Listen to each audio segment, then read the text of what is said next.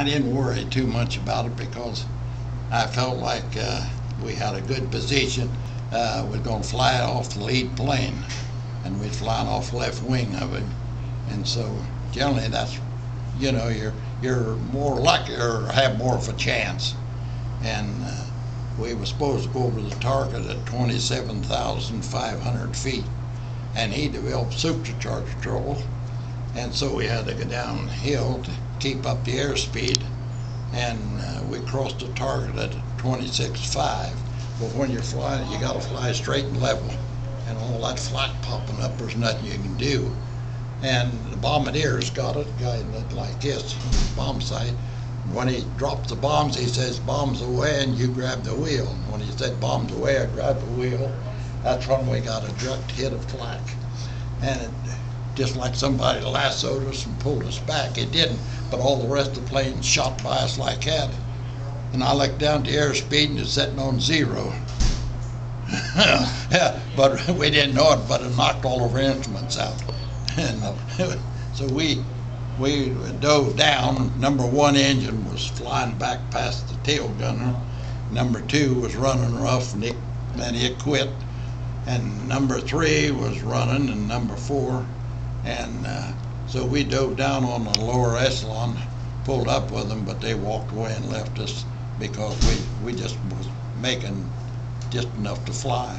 And so we was out there, and the fighters, generally the fighters pound on you and ruin you. No fighters, they didn't pounce on us. We got about a third way out of Germany when the number 4 engine, number 3 had quit, so we'd feathered it. We'd flying on number 4, and it caught afar, so there wasn't nothing to do to bail out, and we bailed out. And there were 3 of us left in the plane, 3 or 4, I can forget which, and a Ju-88 come up and started strafing us. I could hear that pinging. I wondered what it was. I was getting ready to go out to Bombay, and my jacket went out like that, and I had a crease in it. He didn't hit any of us. We all got out. We don't know. We just figured by looking at the other planes and stuff, we was around 18,000 feet when we bailed out. We don't know. But I know it took a long while. I don't know how many hours it did take coming down. It seemed like, because I never bailed out, or we never had no schooling on that, because we didn't have it. We was so busy learning. I was shot down 6 months after I got my wings. I went from pursuit into bombers, and then went to first pilot, and I was a good pilot, but I had a lot to learn. You always can learn, but it was just, you know, you were just busy all the time. So that, when we lost 1 boy, and we had 3 boys injured. The navigator and bombardier both were, and the bolt-hurt boy, he died in a German hospital.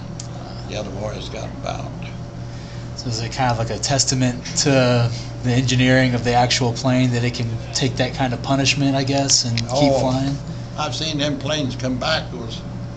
You wonder how they can hold together and fly.